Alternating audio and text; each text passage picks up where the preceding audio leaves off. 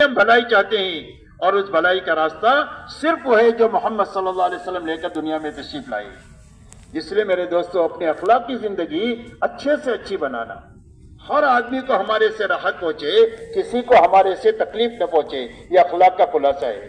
اور حضور پاک صلی اللہ علیہ وسلم نے اخلاق کا خلاصہ چند باتوں میں بتایا ہے.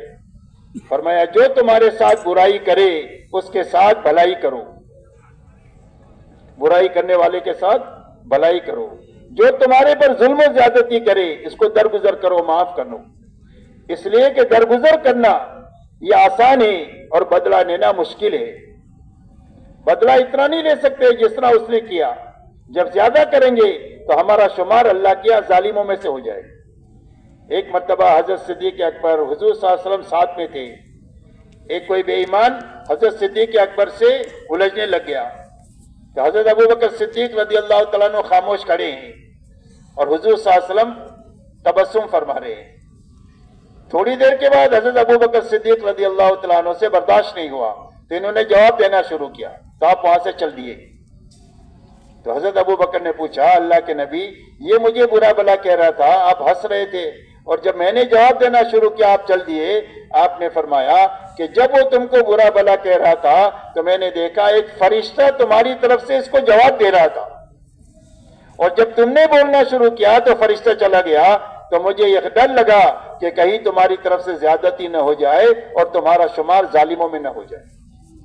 اس لیے میرے دوستو بدلہ لینا مشکل ہے, معاف کرنا آسان ہے.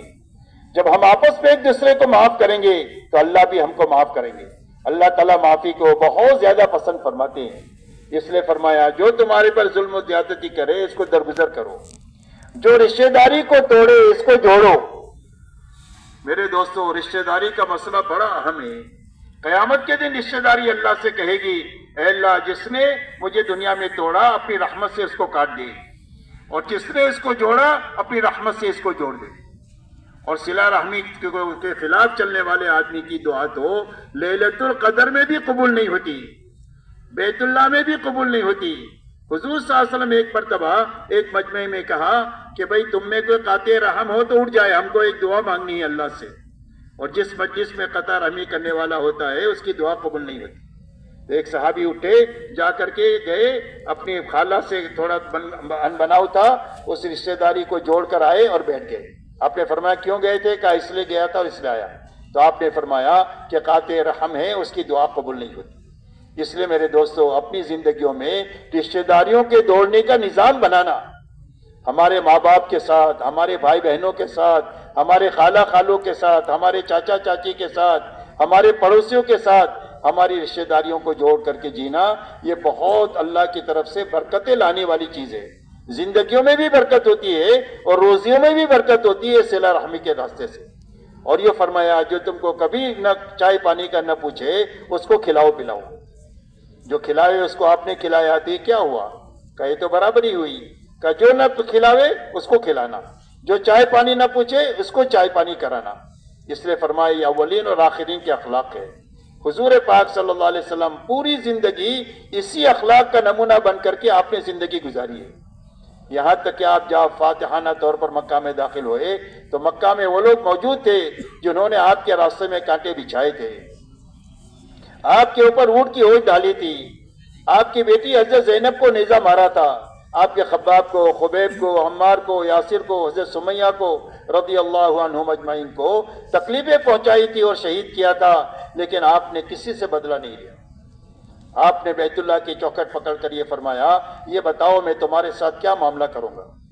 مکے والوں نے کہا اخن کریم و ابن اخن کریم. فرمایا آپ تو بھلے گئے اور بھلوں کی اولاد ہے, ہم آپ سے بھلائی کی امید رکھتے ہیں. آپ نے فرمایا میں تمہارے ساتھ وہ معاملہ کروں گا جو میرے بھائی یوسف نبی نے اپنے بھائیوں کے ساتھ کیا تھا, جن کی وجہ سے سارے حالات سے ان کو گزرنا پڑا. جب یہ بھوکے ان کے پاس آئے ہیں تو انہوں نے فرمایا لا تثریب علیکم اليوم, تم پر کوئی لعن تان نہیں, اللہ تم کو معاف کرے, ہم نے تم کو معاف کریا. آپ نے فرمایا انتم الطلقاء, جاؤ تم سارے کے سارے آزاد ہو. مکے والے کہتے ہم کو ایسا لگ رہا تھا کہ ہم اپنی قبروں سے اٹھے ہیں اور ہم کو نئی زندگی ملی. میرے دوستو آپ ایسی زندگی لے کر کے آئے ہیں. آپ جب بیت اللہ چھوڑ کر ہجرت میں تشریف لے جا رہے تھے تو آپ نے عثمان کو بلایا جن کے ہاتھ میں چابی تھی بیت اللہ کی کہ بیت اللہ کو کھولو، میں 2 رکعت نماز پڑھنا چاہتا ہوں، تو انہوں نے چابی نہیں دیا۔